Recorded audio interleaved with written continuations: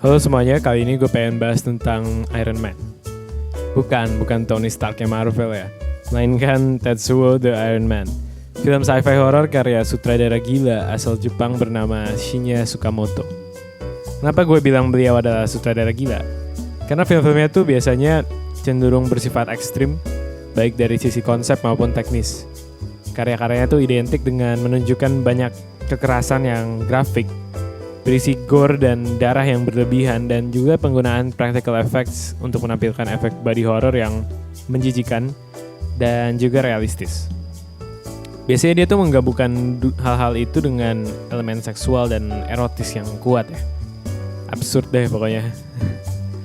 Mulai dari triloginya Tetsuo, Bullet Ballet, Tokyo Fist, Kotoko, film ini semua tuh masing-masing ngasih pengalaman yang luar biasa dan kesan yang gak bisa gue lupain. Nah, Tetsuo the Iron Man itu merupakan karyanya yang paling dikenal orang-orang. Ini filmnya yang paling gila, paling brutal, dan paling erotis menurut gue.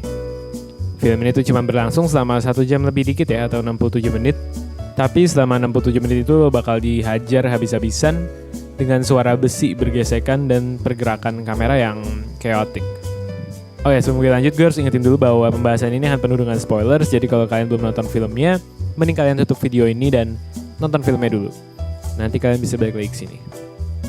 Oke, jadi secara singkat film ini tuh bercerita tentang seorang pria yang tidak memiliki nama, tapi cuman disebut dengan salaryman doang, yang semacam menjadi karakter utama lah, atau protagonis kita. Walaupun gue agak ragu sih untuk nyebut dia sebagai protagonis. Di film ini ada tokoh lain yang kita ikutin juga, yang nggak punya nama juga tapi cuma disebut dengan metal fetishist. Nah, gue nggak tahu ya di bahasa Indonesia tuh ada nggak sih artinya fetishist. Tapi intinya dia tuh punya obsesi yang abnormal terhadap besi gitu. Nah, di salah satu scene pertamanya dia mencoba memasukkan besi ke dalam pahanya kayak batang gitu. Nah, ceritanya tuh si salaryman itu ngelakuin tabrak lari ke metal fetishist ini, dan yang gue tangkap dari film ini sih metal fetishistnya itu kayak pengen balas dendam gitu ya atas kejadian ini. Nah, tapi yang bikin absurd itu adalah cara si fetishist melakukan revenge-nya ini, yaitu dengan membuat tubuh salaryman itu secara harfiah diambil alih atau dikontrol oleh metal atau besi. Ya gitulah intinya. Nah, jadi film ini tuh sebenarnya adalah film sci-fi yang dicampur dengan body horror, di mana Tsukamoto mengangkat tema teknologi yang bergabung dengan tubuh manusia. Kedengaran familiar gak sih? Kayak Videodrome. Yes, karena emang David Cronenberg itu merupakan salah satu influence buat Shinya Tsukamoto ya. BTW gue pernah nge-review juga Videodrome di channel ini bulan Oktober lalu. Boleh ditonton juga tuh kalau kalian suka filmnya. Oke, jadi balik lagi ke Tetsuo. Seperti yang gue bilang tadi, Shinya Tsukamoto ini membuat film dengan sebuah penggambaran yang brutal dan menjijikan tentang penggabungan tubuh manusia dengan teknologi. Sebenarnya agak susah sih untuk melihat makna lebih dalam dari film yang se-absurd ini saat pertama kali nonton. Tapi di permukaannya kelihatan bahwa film ini tuh berkomentar tentang perkembangan teknologi yang semakin hari semakin terintegrasi dengan kehidupan kita sebagai manusia. Mirip dengan karya-karyanya Cronenberg dan juga film animasi legendaris bergenre cyberpunk yang dirilis setahun sebelumnya di Jepang juga, yaitu Akira. Tetsuo nunjukin fase akhir dari pengintegrasian teknologi ke dalam kehidupan manusia, yaitu menjadi bagian dari tubuh kita sendiri. Sering dengan perkembangan zaman, teknologi itu semakin lama sifatnya semakin personal. Yang awalnya kita cuma bisa akses di tempat-tempat tertentu doang, makin kesini kan makin terlihat kalau mereka tuh masuk ke rumah kita. Dulu nonton film cuma bisa bioskop, tiba-tiba ada televisi dan home video di dalam rumah kita. Dulu komputer cuma bisa diakses di kantor, sekarang ada di rumah kita dan bahkan bisa kita bawa kemanapun kita pergi. Sampai akhirnya dikasih sebutan personal computer. Dan yang paling jelas itu sih handphone ya, teknologi yang levelnya paling personal menurut gue. Kita bawa kemana-mana, kita isiin informasi personal kita. Nah, di scene awal di film ini itu saat metal fetishistnya memasukkan batang besi ke pahanya dengan paksa. Menurut gue itu menggambarkan fase terakhir dari perkembangan integrasi teknologi ke dalam kehidupan manusia, yaitu dengan menjadi satu dengan tubuh kita. Sebenarnya saat ini udah banyak sih teknologi yang digunakan dalam tubuh manusia untuk mengimprove atau nge-enhance diri kita sendiri secara fisik. Dan kelihatannya sih masa depan di bidang cybernetics atau prosthetics itu bakal semakin maju ya. Zaman sekarang tuh banyak bagian tubuh yang mungkin udah cacat diganti dengan bagian tubuh palsu yang udah semakin umum gitu. Which is bukan hal yang salah ya, karena kan kita mau mengembalikan fungsi dari bagian tubuh yang hilang itu. Tapi kalau di sini metal fetishist itu punya obsesi yang mengkhawatirkan dan nggak sehat gitu ya tentang dengan metal atau besi sampai dia masukin ke dalam tubuhnya sendiri. Entah fungsinya tuh apa buat dia. Dan setelah sini tuh tiba-tiba kita lihat bahwa foto-foto atlet di kamarnya tuh terbakar. Nah, atlet ini kan simbol dari kehebatan fisik ya yang bisa dicapai oleh manusia. Dan dengan mereka kebakar, tiba-tiba itu menandakan bahwa dengan memasukkan besi itu ke dalam tubuhnya, secara fisik dia udah bisa melampaui kehebatan dari atlet-atlet tersebut. Dan memang di sini teknologi itu diperlihatkan bisa nge-enhance performa dari seorang manusia. Contohnya ketika kaki mereka bermutasi jadi semacam sepatu gitu ya dengan mesin organik gitu. Mereka bisa berpindah tempat dengan cepat gitu. Sonic the Hedgehog gitu ya. Dan kita juga bisa melihat bahwa metal fetishist dan Sailorman itu dua-duanya menjadi kuat secara fisik akibat tubuh mereka yang bergabung dengan besi. Nah, tapi sayangnya tuh kita ngelihat di sini bahwa mereka makin lama makin kehilangan kendali atas tubuh mereka sendiri. Dan hanya di terakhir filmnya, ketika mereka bisa bergabung menjadi satu entity, barulah mereka bisa memanfaatkan transformasi dan teknologi yang udah menjadi satu dengan tubuh mereka dan menjadi makhluk yang sangat kuat gitu ya. Film ini tuh latarnya di Tokyo dan karakter utamanya itu memiliki pekerjaan sebagai salaryman. Salaryman ini adalah simbol dari kapitalisme dan industrialisasi yang terjadi di Tokyo. Tokyo merupakan kota dengan area metropolitan dengan populasi terbanyak di dunia. Dan di tempat seluas ini kemungkinan lo buat menjadi seorang karyawan yang bekerja di sebuah perusahaan 9 to 5 di balik meja dengan rutinitas yang membosankan tuh besar banget ya. Dan gue rasa ini emang yang pengen diangkat oleh Tsukamoto juga. Kita bisa ngelihat dari penggunaan latarnya yang sangat industrial. Di backgroundin film ini tuh kita dikasih imagery pabrik, besi-besi, kabel-kabel berserakan di mana-mana. Dan itu menandakan sebuah kota yang udah didominasi dengan industrialisasi. Nah, karakter Sailorman ini sebenarnya menurut gue menarik ya, karena di awalnya tuh kita ngerasa kalau dia tuh kayak penakut gitu. Ya wajar sih kalau dikejar-kejar sama orang yang tangannya udah bermutasi menjadi besi gitu. Tapi intinya dengan pekerjaan sebagai salaryman, gue ngeliat dia tuh cuma pecundang aja di tengah-tengah kota Tokyo gitu.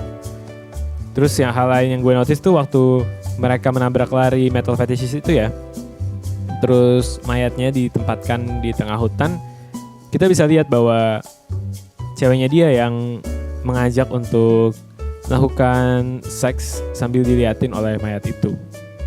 Nah, gak tahu sih, tapi menurut gue ini menunjukkan bahwa dalam hubungannya pun dia gak begitu megang kendali ya. Nah, gue ngerasa Sailorman ini punya unrepressed sexual desires atau hasrat seksual yang terpendam. Mungkin dia gak merasa puas ya dengan sexual experience-nya dengan seorang perempuan. Makanya dia sempat mimpiin bahwa ceweknya itu pakai selang dildo gitu ya, buat penetrasi dia dari belakang. Ditambah lagi di film ini juga banyak banget phallic imagery ya. Mulai dari dildo, sosis, pipa, sampai bentuk dari final form mereka tuh ngebentuk sebuah alat kelamin laki-laki. Dan pas metal fetishist itu bergabung dengan salaryman itu kan mereka bergabung dengan cara metal fetishist itu literally penetrasi masuk ke dalam tubuhnya si salaryman. Dan itu mereka kayak menjadi satu gitu secara figuratif maupun secara harfiah. Penggambarannya itu juga cukup romantis.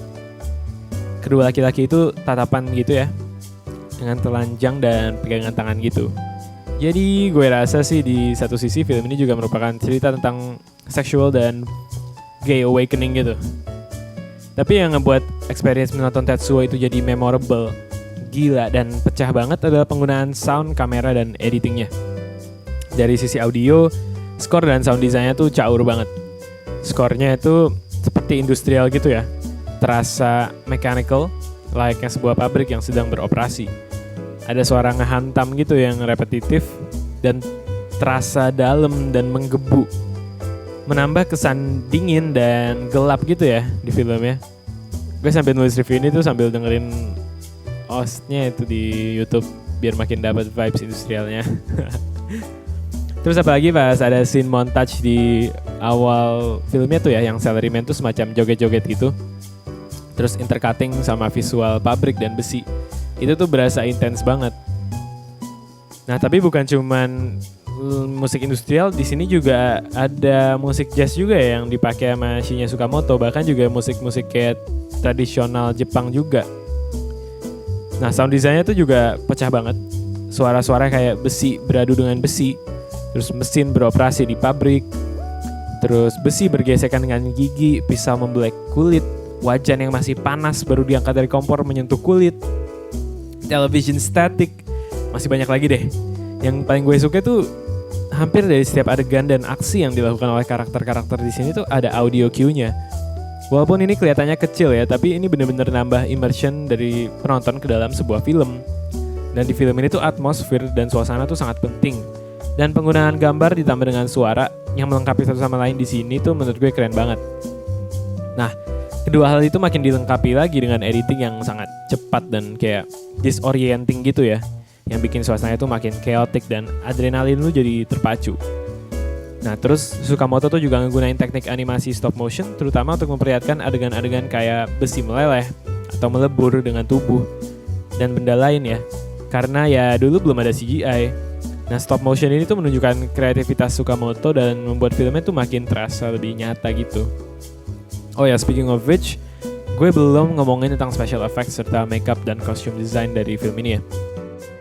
Menurut gue sih efek-efek yang dipakai oleh Tsukamoto di film ini tuh groundbreaking banget. Hampir selevel dengan The Thing-nya John Carpenter gitu ya mungkin. Tapi lagi-lagi itu tuh produksi Hollywood yang budgetnya besar. Plus melibatkan banyak pihak-pihak ya. Dan ahli juga. Nah di film ini Shinya Tsukamoto hampir ngelakuin semua itu sendiri. Paling dengan bantuan Kei Fujiwara doang. Tapi jumlah krunya tuh dari yang gue baca itu sangat sedikit. Karena menjelang syuting banyak dari mereka yang gak kuat dengan kondisi filmingnya yang sangat caur. Sehingga mereka cabut. Nah Shinya Tsukamoto tuh pakai literal TV parts yang dicopot-copotin dan ditempel ke tubuh aktornya. Karena gak ada budget buat menggunakan cara lain. Bayangin deh, dengan budget sekecil itu, dengan kru yang bisa dihitung dengan jari jumlahnya, Shinya Tsukamoto tuh bisa menghasilkan suatu karya yang segila ini. Nah mungkin itu aja kali ya yang bisa gue bahas tentang Tetsuo the Iron Man pada video kali ini. Thank you buat kalian yang udah nonton dan dengerin gue ngomong, gue sangat appreciate itu banget. Tapi kalau ada kalian yang merasa kalau ada yang kurang atau salah, gue minta maaf.